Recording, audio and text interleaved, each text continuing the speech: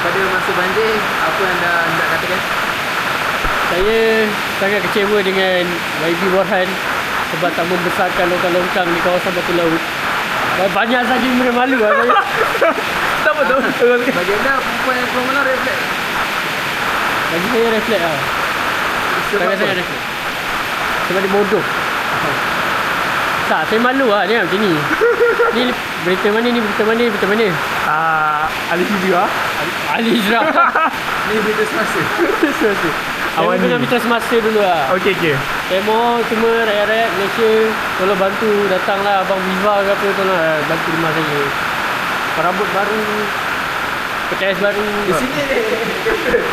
Betul betul di sini apa? Betul betul kalau rumah dia sangat teruk sekarang. Oh sorry, BLD. Wartawan isyak rokok. Tengok lagi mana? Siap, hilang lagi.